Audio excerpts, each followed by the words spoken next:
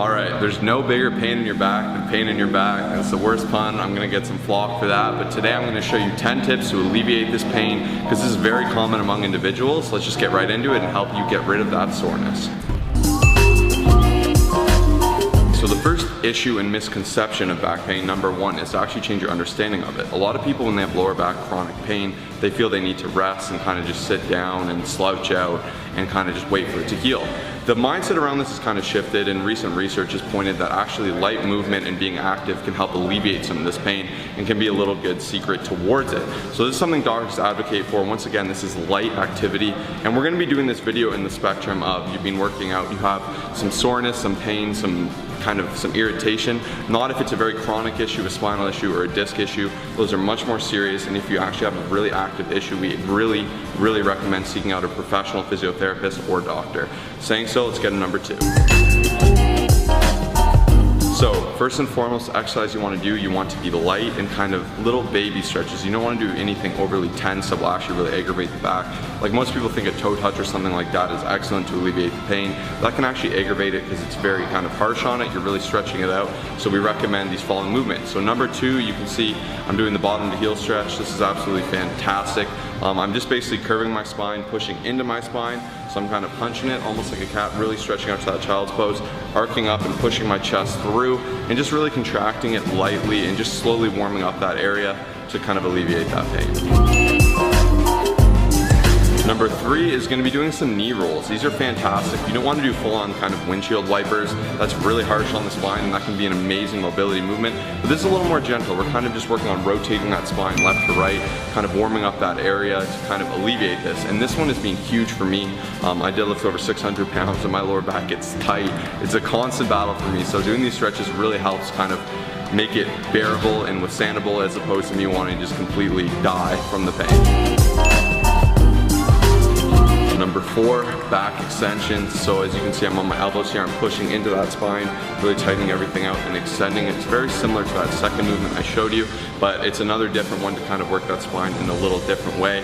A common question we get asked when we make these videos is how many sets of these should I do?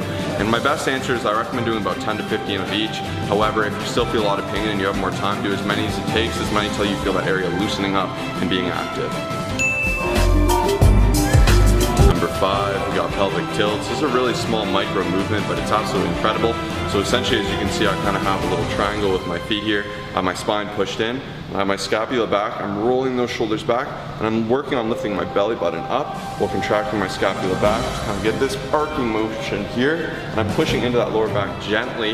You don't want to do this too aggressively, but you just slowly want to stretch it out, contract it, expand it, contract it, expand it. As you can see, Kyle has his hands up. As long as you can hold your hands up, maybe have 5 pounds of counterweight pushing down on your chest so you can arc against that. Once again, do this carefully, but it's absolutely incredible for just kind of arcing it out, warming it up, and getting it moving.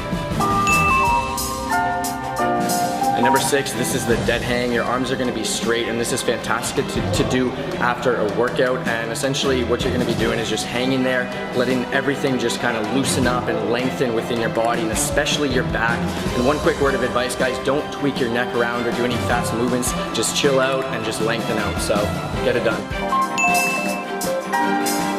Next up, we're going to be doing hot-cold therapy. Basically, if anyone notices that there's swelling or it feels very warm, you're going to take a thin towel and put some ice and place it on your back for 15 minutes. But on the other hand, if it's actually just a little bit sore or there's no swelling, you're going to take a hot pack and just place it there for 15 minutes. So pick which one actually applies to you and utilize that one. Number eight is to warm up effectively. So you don't want to just run in the gym, and if you're benching 200 pounds that day, load up 200 and start banging it out. That's just a recipe for disaster. You want some blood flow, some circulation. You want to warm up those muscles, pump some blood, work on the elasticity of the muscle by doing some dynamic movements, kind of get everything kicking, get yourself warmed up. And like I said with that bench press example, you want to do active warm-ups in your exercise. So whatever your first exercise is, whatever muscle group I'm working, like let's say I'm going to do dumbbell press for 100 as a random example, I'll perhaps start by doing some push-ups, then I'll do some 30-pound dumbbells, some 60-pound dumbbells, then I will work up to those 100 pounds, just kind of even get my mind muscle going, get everything working within that so that I'm actually active and comfortable within the exercise, so I'm not doing something irregular, weird, and blowing up my back early. Number 9, we got the ice bath. This is the king of recovery. There's been a lot of science debating this, chirotherapy and all these things, but it seems that the consensus is they are effective, they are kind of tasking, and they're really kind of tough because you actually have to have a really cool kind of body of water. You got to jump in that, submerge yourself, basically freeze your body out and force it to warm up, and it actually really helps with recovery. Personally, I'm a big advocate of these, but definitely do your own research, see where you kind of land on this agenda of the ice bath, and then decide if you want to implement them into your routine to minimize this back pain. And last but not least, number 10, this is probably the most important one, is make sure every exercise you're doing is done properly. If you're going in and you're doing deadlifts, but you're not lifting with your legs, you will feel back pain.